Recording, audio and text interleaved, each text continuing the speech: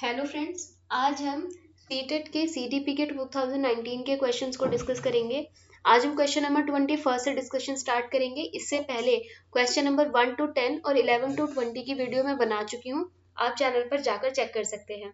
Question number 21 कहता है, संरचनावादी सिद्धांतों के अनुसार अधिगम के बारे में निम्नलिखित कथनों में से कौन सा सही है। Constructivist perspective. आप अगर बहुत ज्यादा नहीं भी देखेंगे, सरसरी नजर से भी अगर देखेंगे तो आपको दिख जाएगा यहाँ पर एक ऑप्शन में कंस्ट्रक्शन वर्ड का यूज किया गया है और ये इतना ब्रॉडर एस्पेक्ट को कवर कर रहा है कि ये आंसर अपने आप में सही होगा। फिर भी हम ऑप्शन नंबर 1 को पढ़ लेते हैं। अधिगम पुनरुत्पादन एवं स्मरण की प्रक्रिया है। तो देखिए, अगर आप कभी भी रिप्रोडक्शन और रिकॉल के बेसिस पर लर्निंग करा रहे हैं, वो सही नहीं होती है। क्योंकि अगर आपने किसी बच्चे को कुछ रटने के लिए दिया, कुछ याद करने के लिए दिया और जब टाइम आया उसने रिप्रोड्यूस कर दिया उस नॉलेज को, तो वो नॉलेज मीनिंगफुल नहीं होती है। इसीलिए यहाँ पर ऑप्शन नंबर 1 गलत होगा। Option number 2, learning is the process of rote memorisation. यंत्रवत याद करने की प्रक्रिया, रोट मेमोराइजेशन नहीं होता कंस्ट्रक्टिविस्ट पर्सपेक्टिव में। Option number 3, learning is conditioning of behaviour by repetitive association.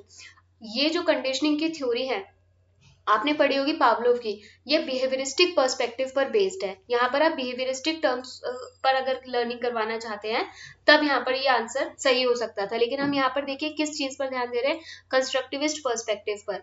तो ये जो अनुबंधन है, ये अनुबंधन व्यवहारात्मक अधिगम, यानी अगर आप पावलोव की थ्योरी या स्किनर की थ्योरी पर बेस्ड क्वेश्चन को देख रहे हैं तब ये सही हो सकता है। यहाँ पर क्योंकि कंस्ट्रक्टिविस्ट पर्सपेक्टिव की बात की गई है, इसीलिए यहाँ पर learning is the process of construction of knowledge by active engagement, ये ऑप्शन सही होगा। जहां पर आप नॉलेज कंस्ट्रक्ट कर रहे हैं एक्टिव एंगेजमेंट के बेसिस पर, ना कि किसी कंडीशनिंग के थ्रू, एसोसिएशन के थ्रू या रिकॉल करने के बेसिस पर। यहाँ पर ऑप्शन नंबर 4 सही हो जाता है। क्वेश्चन नंबर 22, विद्यार्थियों को स्पष्ट उदाहरण एवं गैर उदाहरण देने के क्या परिणाम है। Presenting students with clear examples and non examples. अब आपने जब भी अपनी स्टडी की है, आप पूरी स्कूल एजुकेशन में, कॉलेज एजुकेशन में एग्जाम्पल्स के थ्रू ही अलग अलग थ्योरीज को सीखते हुए आए हैं, क्योंकि एग्जाम्पल्स देना हमारे दिमाग में किसी कॉन्सेप्ट को और पक्का कर देता है। इसीलिए यहाँ पर जो भी ऑप्शंस ऐसे हैं जो नेगेटिव एस्पेक्ट शो कर रहे हैं एग्जाम्पल देने का, वो गलत होंगे। फर्स्ट ऑप्शन कह रहा है अवधारणात्मक परिवर्तनों को प्रोत्साहित करने के लिए यह एक प्रभावशाली तरीका है। तो ये काफी स्टूडेंट्स को ठीक लग सकता है, लेकिन यहाँ पर अवधारणात्मक परिवर्तन यानी कॉन्सेप्चुअल चेंज की बात की गई है, जबकि कॉन्सेप्चुअल चेंज, एग्जाम्पल्स देने से सिर्फ कॉन्सेप्चुअल चेंज नहीं आता है, आपको किसी प्रोसीजर के बारे में भी पता चलता है अगर आप एग्जाम्पल्स दे रहे हैं तो। ऑप्शन नंबर 2 कहता है यह विद्यार्थियों के दिमाग में भ्रांतियां उत्पन्न करता है। भ्रांतियां कैसे उत्पन्न हो सकती हैं? अगर आपने मैथ्स का कोई फॉर्मूला लर्न किया है, उसके बेसिस पर अगर आप अलग अलग एग्जाम्पल्स के थ्रू अलग अलग क्वेश्चन को प्रैक्टिस कर रहे हैं, तो वो कभी भी भ्रांति उत्पन्न नहीं करेगा, कंफ्यूजन क्रिएट नहीं करेगा, बल्कि वो आपके कॉन्सेप्ट को और ज्यादा पक्का करेगा। ऑप्शन नंबर 2 गलत हो जाता है। थर्ड, यह अवधारणाओं की समझ में अभाव पैदा करता है। गैप कैसे क्रिएट हो सकता है? आप जितने ज्यादा एग्जाम्पल्स करते हैं उतनी आपकी लर्निंग फिक्स होती है, तो ये गैप क्रिएट नहीं करता। ऑप्शन 4, यह अवधारणात्मक समझ के बजाय कार्य विधिक प्रक्रियात्मक ज्ञान पर ध्यान केंद्रित करता है। Focuses on procedural knowledge rather than conceptual knowledge. देखिए, जो मैं पहले आपको बता रही थी, प्रोसीजरल नॉलेज आपकी पक्की हो जाती है जब आप एग्जाम्पल्स के थ्रू लर्न करते हैं, इसीलिए यहाँ पर ऑप्शन नंबर 4 सही हो जाता है। क्वेश्चन नंबर 23, बच्चों को अधिगम गतिविधियों में भागीदारी करने के लिए लगातार पुरस्कार देना और दंड का प्रयोग करने से क्या प्रभाव पड़ता है। आप क्वेश्चन पर अगर ध्यान देंगे तो एक टर्म यहाँ पर आपको काफी समझ आपकी क्लियर कर देती है। यहाँ पर लिखा हुआ है लगातार। पुरस्कार और दंड देने के थ्रू हम लर्निंग करा सकते हैं, लेकिन क्या वो लगातार देना सही होता है? ऑप्शन 1 कहता है बाहरी अभिप्रेरणा कम होती है। 2, आंतरिक अभिप्रेरणा बढ़ती है। यह बच्चों को प्रदर्शन आधारित लक्ष्यों के बजाय निपुणता पर ध्यान देने के लिए प्रोत्साहित करेगा। या 4, अधिगम में बच्चों की स्वाभाविक अभिरुचि तथा जिज्ञासा कम होती है। अगर आप लगातार पुरस्कार दे देंगे तो बाहरी अभिप्रेरणा कम हो रही है, ये ऑप्शन गलत होगा, क्योंकि कई बार पुरस्कार और दंड देने से आपको एक्सटर्नल मोटिवेशन मिलती है, एक्सट्रिंसिक मोटिवेशन मिलती है, इसलिए ये गलत हो जाता है। ऑप्शन नंबर 2, इंट्रिंसिक मोटिवेशन को बढ़ाता है। अब जब आप पुरस्कार और दंड बाहरी रूप से दे रहे हैं तो वो इंट्रिंसिक मोटिवेशन को नहीं बढ़ा सकता। इंट्रिंसिक मोटिवेशन काम करती है जब हम अंदर से, हमारा खुद का मन चाहता है, हम अंदर से मोटिवेट होते हैं कुछ करने के लिए। Option number 3 would encourage children to focus on mastery rather than performance goal. Mastery पर फोकस है। क्या ऐसा होता है? कई बार ऐसा होता है कि अगर आप बच्चों को गिफ्ट्स का लालच दे रहे हैं तो वो मास्टरी करने की जगह किसी भी चीज को जल्दी से अपना काम खत्म कर कर आपको दिखाना चाहते हैं ताकि वो अपनी परफॉर्मेंस को अच्छा कर सकें, ना कि मास्टरी कर सकें। इसीलिए लगातार किसी भी रिवॉर्ड को देना बच्चे की परफॉर्मेंस तो बढ़ा सकता है लेकिन मास्टरी नहीं बढ़ा सकता। लेकिन जब हम अपने प्रेजेंट एजुकेशन सिस्टम की बात करते हैं वो मास्टरी पर बेस्ड है, इसीलिए ऑप्शन 3 गलत हो जाता है। ऑप्शन नंबर 4 कहता है decrease children's natural interest and curiosity. अगर आप लर्निंग करवाना चाहते हैं तो वो परमानेंट और लॉन्ग टर्म तभी हो सकती है जब बच्चे की क्यूरियोसिटी और नेचुरल इंटरेस्ट उसमें इन्वॉल्व होता है। आप लगातार पुरस्कार देंगे तो कोई भी चीज जरूरत से ज्यादा अच्छी नहीं होती है। आप अगर लगातार अवार्ड देते रहेंगे या लगातार उसे पनिशमेंट देते रहेंगे, दोनों ही सिचुएशंस में बच्चे की धीरे धीरे इंटरेस्ट खत्म हो जाता है, उसकी धीरे धीरे क्यूरियोसिटी खत्म होती जाती है, क्योंकि वो इतनी बार रिवॉर्ड ले चुका कि अब उसका इंटरेस्ट खत्म हो गया, उसको इतनी बार पनिशमेंट मिल गई कि बच्चा ढीठ हो गया। इसीलिए कभी भी लगातार पुरस्कार और दंड देना सही प्रभाव नहीं डालता है बच्चे की लर्निंग पर। यहाँ पर ऑप्शन नंबर 4 आपका सही हो जाता है कि इससे अधिगम में बच्चों की स्वाभाविक अभिरुचि तथा जिज्ञासा कम हो जाती है।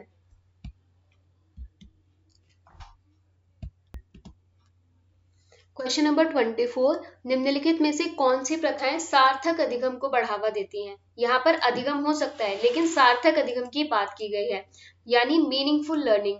अब मीनिंगफुल लर्निंग कब होगी? जब आप कॉर्पोरल पनिशमेंट देंगे, शारीरिक दंड देंगे, तो शारीरिक दंड देने की तो मनाही है, अब शारीरिक दंड तो दे ही नहीं सकते हैं बच्चे को। सेकंड है सहयोगात्मक अधिगम वातावरण, cooperative learning environment. Cooperative learning environment क्या होता है? जिसमें हम मिलजुल कर लर्निंग करते हैं, तो ये सही हो सकता है। कॉन्टिन्यूअस एंड कॉम्प्रिहेंसिव इवेल्युएशन, सतत एवं समग्र मूल्यांकन। Continuous and comprehensive evaluation help करती है किसी भी चाइल्ड की अंडरस्टैंडिंग को, नॉलेज और लर्निंग को ट्रैक करने में कि उसने कितना सीखा है। सीखा है तो सीखने के बीच में अगर कुछ कमी आ रही है तो कहाँ डिफिकल्टी आ रही है, तो कॉन्टिन्यूअस और कॉम्प्रिहेंसिव इवेल्युएशन रहेगी तो मीनिंगफुल लर्निंग हो पाएगी। Option number 4 constant comparative evaluation. अब यहाँ पर ये जो कांस्टेंट कंपैरेटिव इवेल्युएशन है, तुलनात्मक मूल्यांकन है, यहाँ पर ये तुलनात्मक मूल्यांकन नेगेटिव एस्पेक्ट को शो कर रहा है। तुलनात्मक मतलब आपने तुलना कर दिया इवेल्युएशन के टाइम पे। जब भी आप कंपेयर करेंगे वो बच्चे की लर्निंग में हेल्प नहीं करता है, वो हैम्पर करता है लर्निंग को। इसीलिए यहाँ पर ऑप्शन नंबर 2 और ऑप्शन नंबर 3 ठीक होगा। तो ये कहाँ पर है? ये देखिए इस वाले ऑप्शन में। यहाँ पर ऑप्शन नंबर 2 और ऑप्शन 3 सही होंगे क्योंकि हम मीनिंगफुल लर्निंग की बात कर रहे हैं। तो अगर कोऑपरेटिव लर्निंग होगी और कॉन्टिन्यूअस एंड कॉम्प्रिहेंसिव इवेल्युएशन होगा तो दोनों ही चीजें हेल्प करती हैं मीनिंगफुल लर्निंग में, इसीलिए ये दोनों ऑप्शन सही हो जाते हैं। शिक्षक बच्चों की जटिल अवधारणाओं की समझ को किस प्रकार सहज कर सकते हैं? जटिल अवधारणाओं की समझ की बात की गई है। यहाँ पर जो भी कॉम्प्लेक्स कॉन्सेप्ट्स होते हैं उनको किस तरह से आप पक्का कर सकते हैं किसी भी स्टूडेंट के दिमाग में। फर्स्ट है व्याख्यान देकर। कभी भी लेक्चर मेथड से रिलेटेड ऑप्शन आ रहा है तो वो नेगेटिव होता है, पॉजिटिव नहीं होता, आप उसको पहले ही एलिमिनेट कर देंगे। सेकेंड, प्रतियोगितात्मक अवसरों की व्यवस्था करके। आप कॉम्पिटिटिव इवेंट्स को ऑर्गेनाइज कर रहे हैं। कॉम्पिटिटिव इवेंट्स को ऑर्गेनाइज करना सही नहीं होता है। आप अगर बच्चों में कॉम्पिटिटिव स्पिरिट को ला रहे हैं, मतलब आप उनमें कंपटीशन के स्पिरिट को जगा रहे हैं, जबकि जो अभी का प्रेजेंट एजुकेशन सिस्टम है वो फोकस करता है कि हम कोऑपरेटिव लर्निंग एनवायरनमेंट में रहें, हम कोऑपरेशन करना सीखें। तो कॉम्पिटिटिव नेचर अगर हो जाएगा तो वो सही नहीं होता है। थर्ड, बार बार यांत्रिक अभ्यास के द्वारा, रिपीटेटिव मैकेनिकल ड्रिल। रिपीटेटिव कोई भी टास्क हो मीनिंगफुल लर्निंग में नहीं हेल्प कर सकता। ऑप्शन 4, अन्वेषण एवं परिचर्चा के लिए अवसर उपलब्ध करा के। अगर आप देखेंगे आपको चारों ऑप्शंस में से ऐसा कौन सा ऑप्शन मिलेगा जिसमें चिल्ड्रन ज्यादा एक्टिव है? बच्चे जहां एक्टिव हैं वो ऑप्शन आपका सही होगा कॉम्प्लेक्स कॉन्सेप्ट्स को समझाने के लिए। तो वो ऑप्शन नंबर 4 कह रहा है by providing opportunities for exploration and discussion. बच्चे एक्सप्लोर करेंगे, डिस्कशन करेंगे तो उनकी लर्निंग अपने आप हो जाती है और कॉन्सेप्ट जो अगर कॉम्प्लेक्स भी है उसको भी आप इजी करके समझा सकते हैं। तो यहाँ पर 4th ऑप्शन आपका सही हो जाता है by providing opportunities for exploration and discussions. Question number 26, एक प्राथमिक विद्यालय की अध्यापिका बच्चों को एक प्रभावशाली समस्या समाधानकर्ता बनने के लिए किस प्रकार से प्रोत्साहित कर सकती है? समस्या समाधानकर्ता, प्रत्येक छोटे कार्य के लिए भौतिक पुरस्कार देकर। अगर आप हर छोटे से छोटे काम के लिए उनको कोई मटेरियलिस्टिक रिवॉर्ड देंगे तो उनमें लालच की टेंडेंसी डेवलप हो सकती है, लर्निंग नहीं सीखेंगे, उनके अंदर क्यूरियोसिटी नहीं आएगी खुद लर्न करने की। ऑप्शन 2, केवल प्रक्रियात्मक ज्ञान पर बल या महत्व देकर। प्रोसीजरल नॉलेज पर केवल, मैंने पहले भी कहा था अगर कहीं पर केवल वर्ड आ रहा है तो वो नेगेटिव होगा आपका ऑप्शन, इसीलिए आप उसको गलत हमेशा कर देंगे। यहाँ पर सिर्फ प्रोसीजरल नॉलेज की बात की गई है, इसीलिए यहाँ पर ये ऑप्शन गलत होगा। थर्ड, गलत उत्तरों को अस्वीकार करके और दंडित कर कर। गलत उत्तर कभी भी दिया जाता है तो आप कम से कम उत्तर देने की स्पिरिट को तो हमेशा प्रेज करते हैं कि बच्चे ने कम से कम बोलने की कोशिश तो की। अगर आप उसको गलत उत्तर देने पर डांट देंगे या डिसमिस कर देंगे तो बच्चा डिस्करेज हो जाता है और अगली बार वो क्लास में नहीं जवाब देगा, तो वहां पर आपने उसकी लर्निंग को पहले ही रोक दिया है, इसीलिए ये ऑप्शन गलत होगा। फोर्थ, बच्चों को सहज अनुभूत अनुमान लगाने के लिए प्रोत्साहित करके तथा उसी पर आधारित विचार मंथन करके, यानी आपने एनकरेज किया है बच्चे को कि वो गैस कर सके, और गैस करने के साथ साथ अगर वो ब्रेनस्टॉर्म कर रहा है, कुछ गैस करने के साथ साथ अपने दिमाग पर उसने जोर दिया है, तो वो समस्या के समाधान की तरफ बढ़ रहा है, इसीलिए ऑप्शन नंबर 4 सही हो जाता है। जहां पर आपने ब्रेनस्टॉर्मिंग की अपॉर्चुनिटी तो दी है बच्चे को, साथ में वो अपनी गैस की तरफ चलकर अपनी किसी भी प्रॉब्लम को सॉल्व कर सकता है। निम्नलिखित अवधि में से किसमें शारीरिक वृद्धि एवं विकास तीव्र गति से गठित होता है? शारीरिक वृद्धि एवं विकास, तो देखिए यहाँ फर्स्ट ऑप्शन है इन्फेंसी एंड अर्ली चाइल्डहुड, शैशवावस्था एवं प्रारंभिक बाल्यावस्था, यही आपका सही आंसर है, क्योंकि इन्फेंसी और अर्ली चाइल्डहुड का वही टाइम होता है जहाँ पर रैपिड पेस पर आपकी ग्रोथ होती है। क्योंकि जब भी आप इस एज ग्रुप के बच्चों को देखते हैं आपको पता चलता है ये बहुत जल्दी जल्दी ग्रो करते हैं। बाकी early childhood and middle childhood में नहीं होता, मिडिल चाइल्डहुड एंड एडोलेसेंस में भी नहीं होता, और एडोलेसेंस और अडल्टहुड में भी नहीं होता। बाकी के 3 ऑप्शन आपके गलत हैं, ऑप्शन नंबर 1 आपका सही है। क्वेश्चन नंबर 28, निम्नलिखित में से कौन सा विकास का सिद्धांत नहीं है? प्रिंसिपल ऑफ डेवलपमेंट, आप कभी भी सीटेट का एग्जाम दे रहे हो प्रिंसिपल ऑफ डेवलपमेंट से एक क्वेश्चन आपका हमेशा पक्का हो जाता है विकास के सिद्धांत से।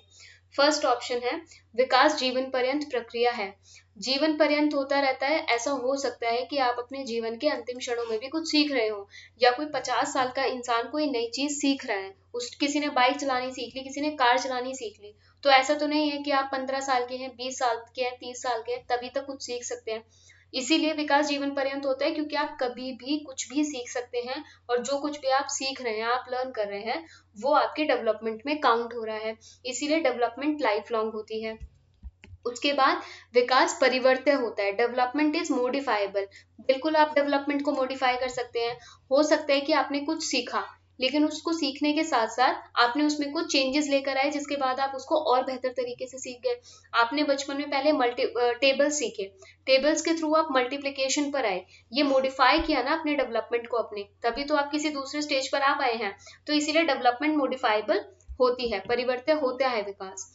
थर्ड है विकास आनुवंशिकता एवं पर्यावरण दोनों के द्वारा प्रभावित होता है, development is influenced by both heredity and environment. तो देखिए डेवलपमेंट पर हेरिडिटी और एनवायरमेंट दोनों का बिल्कुल प्रभाव पड़ता है, ये डिपेंड करता है कि आपकी हेरिडिटी कैसी है और एनवायरमेंट कैसा है, उसी के अकॉर्डिंग आपका डेवलपमेंट होता है।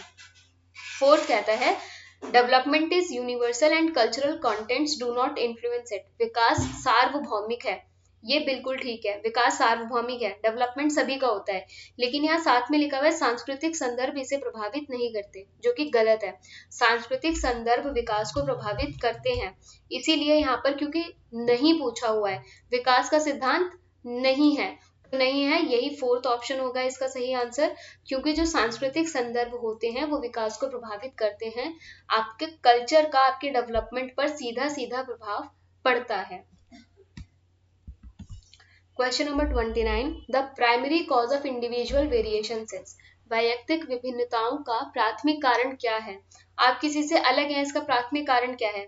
ऑप्शन नंबर 1 लोगों के द्वारा माता पिता से प्राप्त आनुवंशिक संकेत पद्धति, genetic code received by the individual from both parents, genetic code की वजह से ही आप अलग होते हैं। सेकंड जन्मजात विशेषताएं, इनबॉर्न कैरेक्टरिस्टिक्स होती हैं आपकी, थर्ड इन्वायरमेंटल इन्फ्लुएंस होता है, और fourth the complex interplay between the heredity and the environment, आनुवांशिकता और पर्यावरण के बीच जटिल पारस्परिक प्रक्रिया।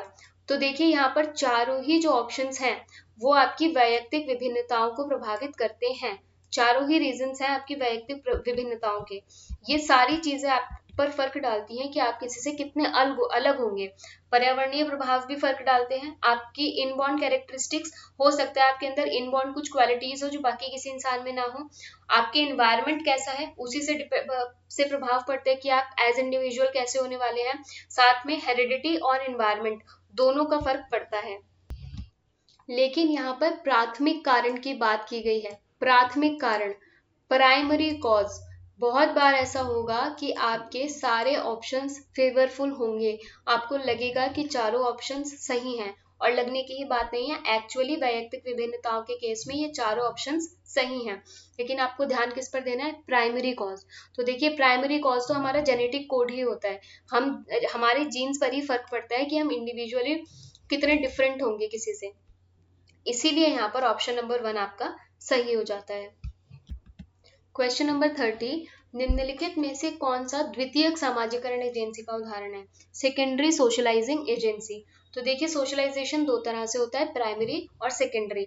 प्राइमरी में आता है कि जैसे ही आप ग्रो करना शुरू किया है, आपका स्टार्टिंग का चाइल्डहुड का पीरियड चल रहा है, उस वक्त आपका सोशलाइजेशन किससे होता है? सबसे पहले आपके परिवार से होता है, और फिर जब आप 2-3 साल की उम्र के होते हैं, आपके नेबरहुड से भी फर्क पड़ता है। आप अपने नेबरहुड से भी इंटरेक्ट करना शुरू कर देते हैं, इसीलिए वो प्राइमरी सोशलाइजेशन है। उसके बाद जब आप अपने उस पड़ोस से, अपने परिवार से बाहर जाते हैं, वो सेकेंडरी सोशलाइजेशन होता है, जिसमें आता है हमारा school and media. School and media, यहाँ पर देखिए आपको सेकंड ऑप्शन में भी मीडिया मिलेगा, लेकिन इसके साथ फैमिली भी है, इसीलिए ये ऑप्शन गलत हो जाता है। फैमिली एंड नेबरहुड, परिवार और पड़ोस, प्राइमरी सोशलाइजेशन की एजेंसी होती हैं, इसीलिए ये ऑप्शन गलत है, क्योंकि हमसे पूछा गया द्वितीयक समाजीकरण के बारे में। जब आप सेकेंडरी सोशलाइजेशन की बात करते हैं तो सेकेंडरी सोशलाइजेशन स्कूल और मीडिया से होता है, क्योंकि स्कूल वो दूसरी जगह है जहां आप अपने परिवार के बाद जाना शुरू करते हैं, आप लोगों से इंटरेक्ट करना शुरू करते हैं, और वो आपका सेकेंड एनवायरनमेंट होता है, इसीलिए वो आपका सेकेंडरी सोशलाइजेशन की एजेंसी है। यहाँ पर देखिए मीडिया और नेबरहुड भी आ रहा है, लेकिन नेबरहुड आपकी प्राइमरी सोशलाइजेशन का पार्ट है, इसीलिए यहाँ पर ऑप्शन नंबर 3 आपका सही हो जाता है। फ्रेंड्स, इसी के साथ हमारी ये 30 क्वेश्चंस की जो सीरीज थी वो खत्म हो जाती है। यहाँ पर इस वीडियो के रिगार्डिंग अगर आपकी कोई भी कंफ्यूजन है, आप मुझे कमेंट सेक्शन में बता सकते हैं। साथ ही इसके अलावा अगर आपकी कोई कंफ्यूजन है, आप चाहते हैं मैं किसी टॉपिक पर वीडियो बनाऊं, आप मुझे बता सकते हैं। अगर आपको मेरी वीडियो पसंद आई है तो प्लीज़ इसे लाइक कीजिए, चैनल को सब्सक्राइब कीजिए और वीडियो को शेयर कीजिए। Thank you so much.